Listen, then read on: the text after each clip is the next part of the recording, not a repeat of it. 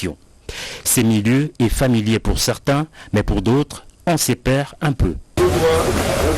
Ces petits airs aux allures de rentrée des classes a également été marqué par la présence du nouveau directeur de cabinet du chef de l'État, Anthony Kinzo, nommé il y a seulement 24 heures et qui vient fraîchement de prendre ses fonctions. Atmosphère détendue dans le couloir et sereine dans la salle de réunion où chacun des ministres est bien installé, y compris la première ministre, chef du gouvernement. Le président de la République est annoncé dans la salle, une entrée applaudie frénétiquement. Pour ce premier contact, le chef de l'État Félix Antoine Tshisekedi Tshilombo a tenu à saluer chaque membre du gouvernement individuellement. Cette rencontre intervient un jour après le 61e anniversaire du président de la République et la première ministre et son équipe n'ont pas voulu passer sous silence cet événement. Voilà pour vous.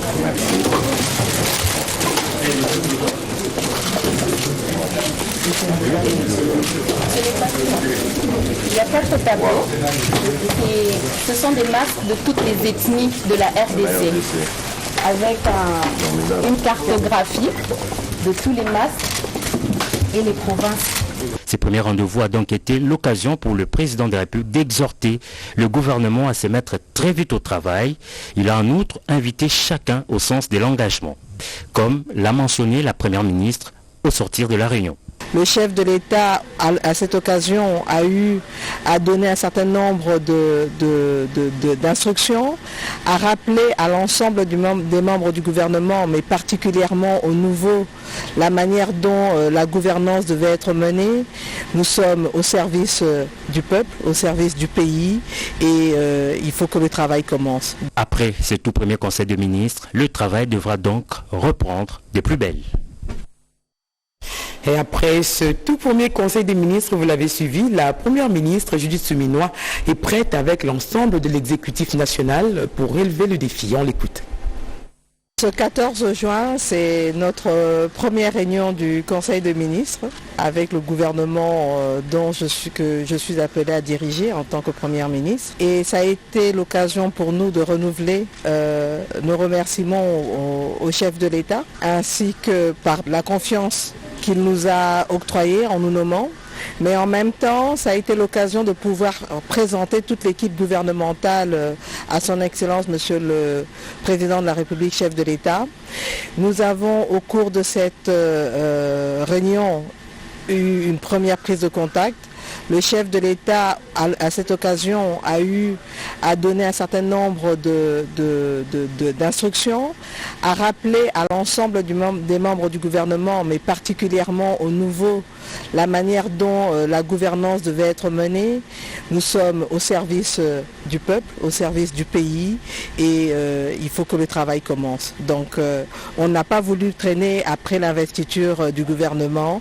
On a rapidement eu à faire cette première réunion dont le compte rendu sera fait par le porte-parole du gouvernement, et cela va nous permettre de démarrer rapidement le travail parce que le pays et le peuple attendent. Ceci vient de tomber sur notre table. Le président Félix Tshisekedi félicite son homologue Cyril Ramaphosa, réélu ce vendredi 14 juin à la tête de l'Afrique du Sud après sa victoire 283 voix sur 400 au Parlement.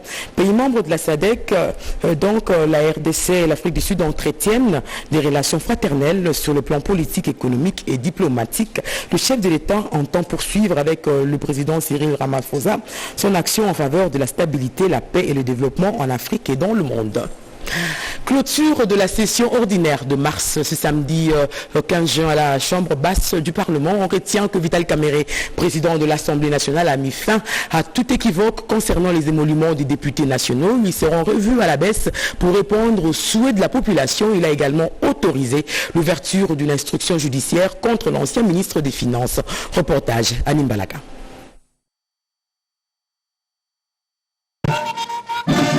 Dans son discours de clôture, le speaker de la Chambre basse du Parlement a rappelé aux élus nationaux l'importance de la transparence et de la reddition des comptes. Il a souligné que les députés nationaux doivent produire un rapport pour évaluer l'exécution du programme du gouvernement. Vital Kamerhe veut répondre aux attentes de la population qui souhaite que les salaires des élus du peuple puissent être revus à la baisse. Il a rassuré qu'il n'y aura pas d'augmentation de salaire pendant cet exercice. Clarification, les députés qui ont travaillé, puisque nous avons le devoir de transparence. Leur salaire peut être vérifié par tout le monde et je mets quiconque au défi de prouver que les députés gagnent 21 000 $. Cette chanson doit disparaître car aujourd'hui les députés, tout avantage confondu à 14 millions de francs congolais. Et le chef de division a près de 5 millions de francs congolais. Nous avons dit que nous allons restreindre la tension salariale. C'est un geste de patriotisme, vous devez vous applaudir. Avant les discours solennels du président de l'Assemblée nationale, la plénière a reçu et adopté des points importants tels que l'adoption d'un projet de loi d'habilitation dont l'économie du texte a été présentée par le ministre d'État de la Justice et garde des Sceaux, Constant Moutamba, qui a sollicité et obtenu auprès de la représentation nationale l'adoption de ce projet. Quant à la commission spéciale chargée de la vérification et la validation des mandats des 39 députés, la résolution a été adoptée après quelques éclaircissements. Pour les points ayant trait au réquisitoire du procureur général près la Cour de cassation sur l'affaire des forages impliquant l'ancien ministre des Finances Nicolas Kazadi, il a été autorisé l'ouverture d'une instruction judiciaire contre l'ancien ministre des Finances, aujourd'hui député national. Par contre, elle n'a pas adhéré à la demande de la commission sollicitant la levée de la mesure visant à restreindre les mouvements du précité. La prochaine audience est prévue mardi prochain. Les avocats de la défense au procès des assaillants du 19 mai ont contesté la compétence du tribunal militaire et récusé les procès-verbaux pour certains prévenus à l'audience d'hier, vendredi. Résumé avec Edith Chana. Pour la deuxième journée d'audience, le procès qui oppose le ministère public aux 53 prévenus, poursuivis pour 6 chefs d'accusation à la suite de la tentative de déstabilisation des institutions le 19 mai dernier, les avocats des parties citées ont déposé près de 25 mémoires uniques dans lesquelles ils évoquent plusieurs faits susceptibles d'entamer l'accusation. D'abord, la compétence de la juridiction militaire pour des civils. La nullité des procès-verbaux dressés par le ministère public dans les cas des prévenus qui ne parlent pas français, tel Marcel Malanga, sans être exhaustif. Dans un débat contradictoire, gage d'un procès juste et équitable, le ministère public reprendra la parole mardi à la prochaine audience pour rencontrer les moyens avancés par les avocats de la défense. Le procès est complexe. Les assaillants du 19 mai avaient tué des gens cette nuit-là et la famille de Kevin veut voir le meurtrier de son fils. Et par ses conseils, elle a formulé la demande au tribunal militaire. Nous avons formulé deux demandes. La première, c'est que la famille veut connaître le meurtrier de leur fils, Kevin Tamba, parmi les prévenus ici présents. Et puis des deux, la partie civile a sollicité la restitution du véhicule qu'avait en son leur fils, le défunt Kevin Tamba. Comme vous le constatez, l'instruction n'est fait que commencer. Elle sera longue, laborieuse, mais au finish, les peines seront prononcées contre ceux qui auront été déclarés coupables.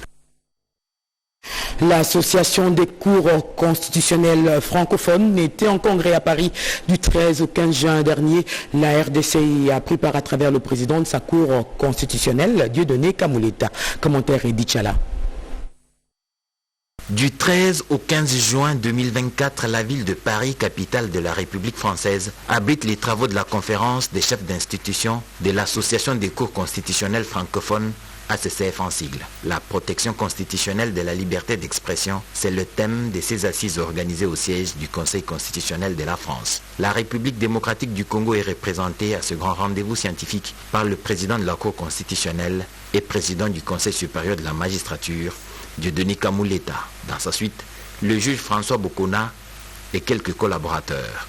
L'Association des cours constitutionnels francophones ACCF est dirigée pour ce mandat par le président du Conseil constitutionnel du Sénégal. L'hôte de marque, Laurent Fabius, président du Conseil constitutionnel français, a ouvert les travaux mercredi 13 juin courant. Les travaux de Paris ont été répartis en 3 ateliers. Parmi les principaux intervenants, le Congolais Dieudonné Kamouleta, il a partagé l'expérience de la Cour constitutionnelle de son pays sur la liberté d'expression au XXIe siècle. Il a démontré les avancées dans ce domaine à travers les arrêts de la haute cour congolaise face aux réalités numériques du monde moderne, confrontés aux réseaux sociaux et leurs implications néfastes.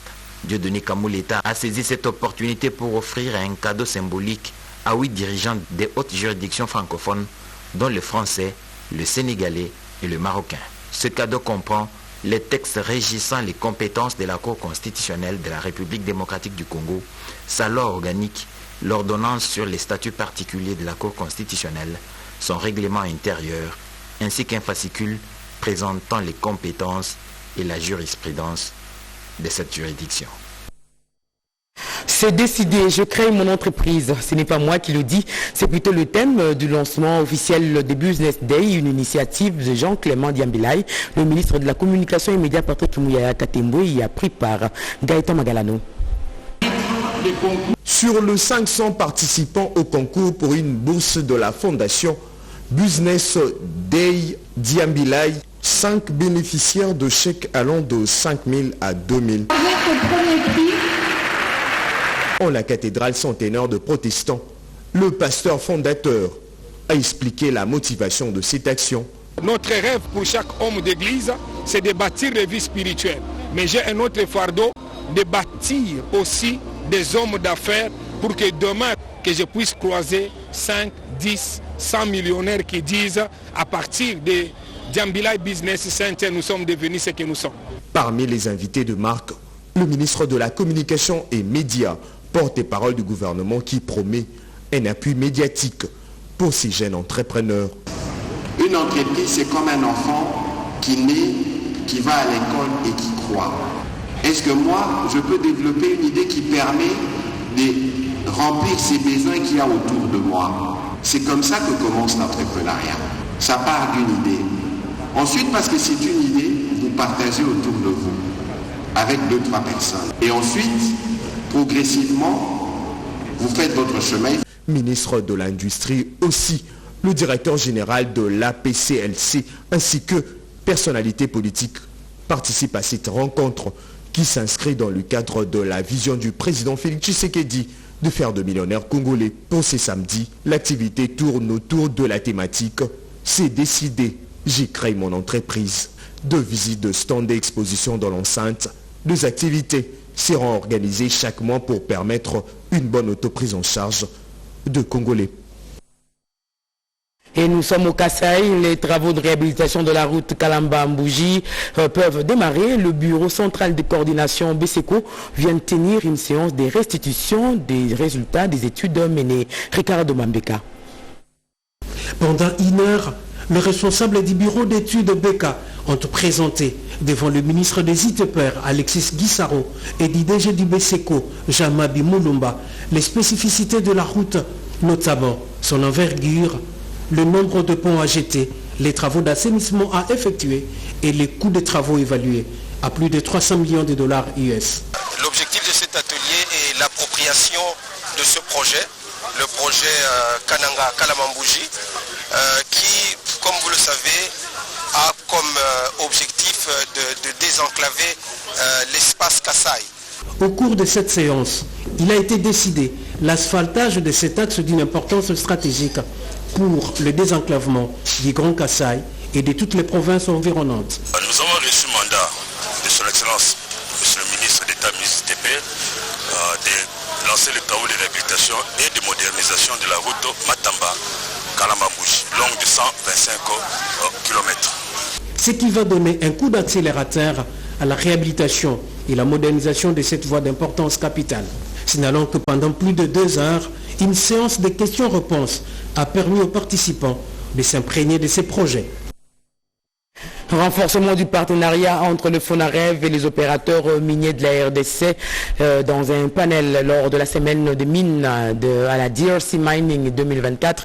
Son directeur général en charge des questions administratives et financières est revenu entre autres sur l'importance de prévenir les conflits armés. Yvette Mankuntima. Des échanges aussi bien enrichissants qu'instructifs. Un panel qui a permis au Fonds national de réparation des victimes des violences sexuelles et celles liées aux conflits armés de brosser de manière générale la situation des victimes en République démocratique du Congo. Le directeur général adjoint en charge des questions administratives et des finances du FONAREV, Kevin Ngunga, a sur cette tribune de la DRC Mining martelé sur l'importance de prévenir les conflits sociaux susceptibles à engendrer des crimes sous toutes ses formes. Parlant du FONAREV, mandaté par le gouvernement, il joue un rôle essentiel en sensibilisant les communautés autochtones sur l'importance du développement économique et la promotion de l'investissement, a souligné Kevin Ngunga. L'exploitation minière se fait dans des zones où habitent des populations qui sont très attachées à leur terre, ne constitue pas seulement un lieu de résidence pour eux, mais c'est le socle même de leur histoire. Quand le minier vient pour exploiter cette terre-là, et en contrepartie, la loi dit que si on dépossède une communauté de sa terre, il faut payer une indemnité. Cette intervention du directeur général adjoint du FONAREV sur le droit minier, réglementation, gestion des impôts, plénière de la DRC Mining Week, à Lubumbashi, province du Haut-Katanga, a donné suffisamment de l'éclairage à l'assistance sur le droit des populations autochtones victimes des activités minières ainsi que sur la question cruciale de la régularisation des relations par le gouvernement entre l'industrie minière et les communautés locales dans le but de rétablir la paix. Pour les communautés déjà touchées par des conflits, le FONAREV que dirige Lucien Lundula Lolatui, directeur général, intervient également dans la réparation des préjudices subis. Les victimes des récents bombardements du M23 sur le camp des déplacés de Mugunga ne sont pas oubliées. Le secrétaire général de l'UDPS, Augustin Kabouya, a dépêché à Goma une équipe dans leur gypsière des vivres et non-vivres. Alain Bikaï. C'est donc constitué des biens de première nécessité des bâches et signé sénateur Augustin Kabouya. C'est la fondation Bidou Lambalamba qui était chargée d'acheminer cette assistance auprès des victimes des récents bombardements du M23 soutenus par l'armée rwandaise sur les camps des déplacés de Mugunga. Estimé à près de 15 tonnes, c'est donc soulagera tant soit peu les conditions de vie de ces victimes de barbarie de Paul Kagame, président du Rwanda. Au nom du secrétaire général de l'UDPS, Bishop Bidou Lambalamba a transmis le message de réconfort à ces derniers avant de distribuer symboliquement un repas de cœur aux orphelins et d'autres enfants séparés de leurs parents. Augustin Kabouya, sénateur Mounamouyoua, président Ouétou. Le sénateur Augustin Kabouya nous a chargé de vous dire que le chef de l'État, Félix Antoine Tshisekedi Tshilombo, fait tout pour mettre fin à cette guerre d'agression. Très ému, le pasteur Silas Tidibi, membre de cette délégation, a exprimé sa compassion envers ses compatriotes. La vie n'est pas normale. Les personnes sont en train de vivre dans des tentes brûlées. Les enfants, les hommes et les femmes dans des conditions inhumaines. Très satisfaits, les bénéficiaires de ces dons, de celui qu'on appelle affectueusement Monabout et de Fachi, ont émis le vœu de voir les entités récupérées par l'armée loyaliste pour retourner dans leurs milieux respectifs. Certains ont trouvé des abris de fortune et d'autres manquent de tout. Les sinistrés des quartiers Ndanou et Salongo dans la commune de Limité, victimes des inondations d'avril dernier, ont reçu une assistance de la structure diaconie diocésain et du groupe Angèle Cosmétique. Cédric Kenina, Yvette Mankoutima. C'est un élan de solidarité qui se poursuit au quartier Ndanou et Salongo dans la commune de Limité. Les habitants de ces deux quartiers ont passé le mois d'avril sous la belle étoile après de fortes pluies qui ont à la limite dévasté cet espace. La fondation Angèle Cosmétique, en collaboration avec la diaconie diocésaine, ont mobilisé près d'une tonne de vivres composés, des sacs de farine, des riz, d'huile, haricots ainsi que d'autres biens tels que les vêtements et mousses. Cette assistance destinée à près de 800 ménages répartis dans 2 sites vient répondre à l'appel de Fridolin Cardinal Ambongo Bessungu, archevêque métropolitain de Kinshasa, lancé au groupe Angèle Cosmétique. Nous tenons ici à remercier le cardinal Fridolin Ambongo qui nous a écrit. Nous avons mobilisé à peu près 100 tonnes de vivres et non-vivres et des médicaments que nous allons distribuer au niveau de 2 sites. Nous le faisons avec la diaconie. Désormais, la fondation Angèle va continuer à voler au secours des personnes vulnérables. Les seconds volets de cette assistance concernent la prise en charge des maladies d'origine hydrique. Nous avons d'abord fait une mission d'identification des pathologies dont nous avons étalé toute une liste des maladies qui sévissent dans les coins. C'est sur base de cela que nous avons mis sur pied toute une réquisition de médicaments qui peuvent faire face à ces maladies. Les personnes qui sont inscrites sur la liste, qui posent des problèmes de santé aigus, nous pouvons déjà les soigner, médicalement comme chirurgicalement. Et de même, nous avons pris contact avec les grandes formations médicales de la place pour qu'ils fassent le relais. Ces actions sociales en faveur des sinistrés contribuent sans doute au bien-être social de la communauté.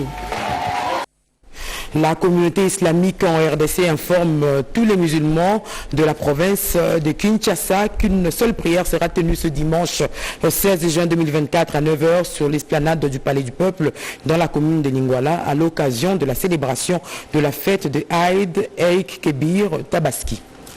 Une innovation en Afrique, le tout premier congrès africain sur la drépanocytose. 3 jours durant, les congressistes et le corps médical se sont réunis aux cliniques universitaires. Patricia Ungu, Pati Tondwangu. Mais scientifique pour la lutte contre l'anémie SS en République démocratique du Congo, pour une première, la Société congolaise de drépanocytose s'est réunie pendant 3 jours en congrès aux cliniques universitaires de Kinshasa.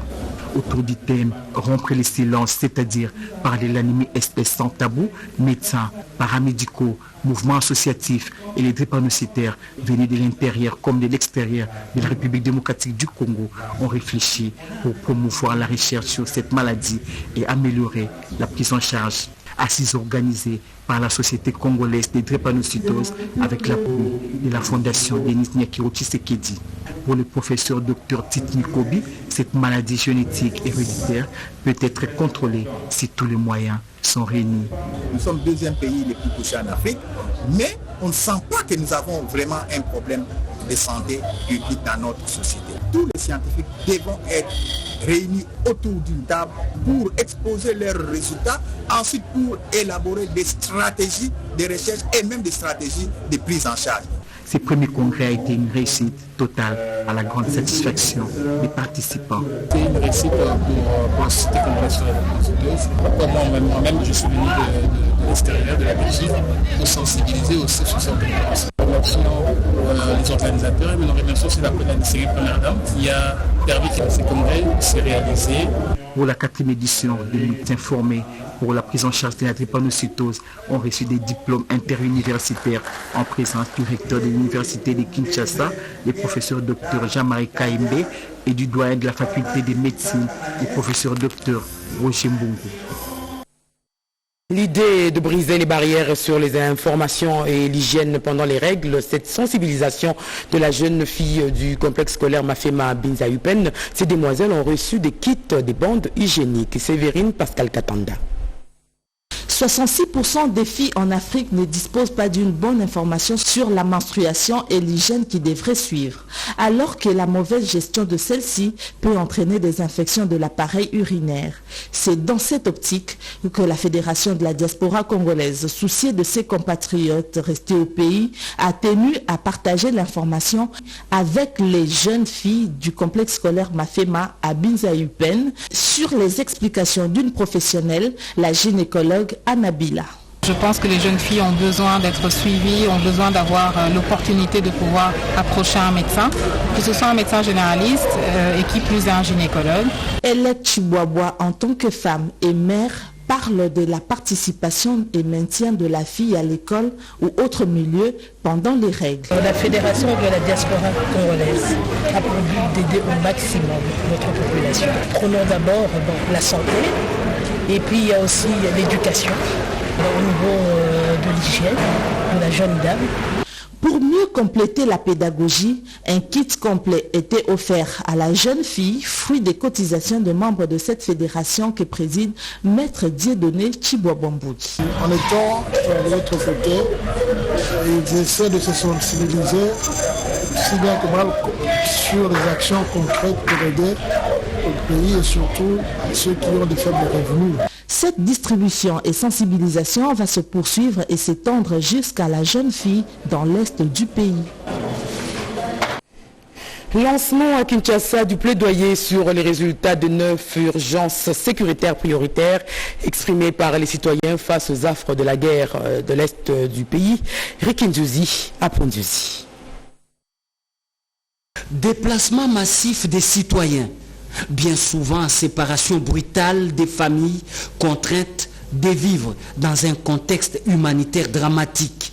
Massacres, viols, pillage des ressources agricoles, minières et forestières, voire la destruction méchante des habitations.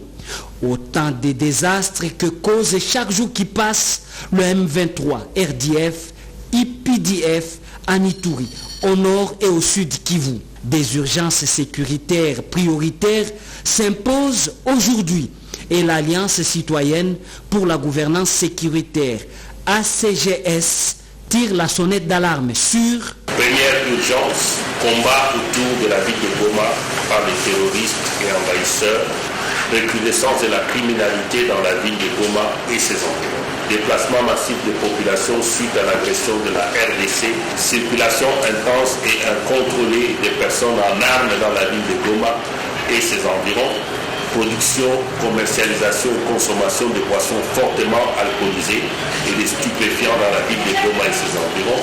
Problématique de la coordination du commandement des opérations, largage de bombes dans les quartiers de la ville de Goma et ses environs, déstabilisation de l'économie provinciale, développement d'une économie criminelle. C'était au cours d'une conférence de presse à l'issue de l'atelier de restitution de l'ACGS et la coordination de la société civile du Nord Kivu. Les parties prenantes sollicitent de rencontrer les autorités gouvernementales et parlementaires pour des échanges approfondis et solutions idoines sur ces questions. 3 millions de dollars américains pour aider les PME congolaises qui ont un potentiel de développement. La signature du contrat de ce prêt a eu lieu vendredi entre le FPMSA et Procfin, deux structures donc financières. Un reportage qui signe Janine Kalinga. Le Fonds pour l'inclusion financière FPMSA développe un partenariat entre autres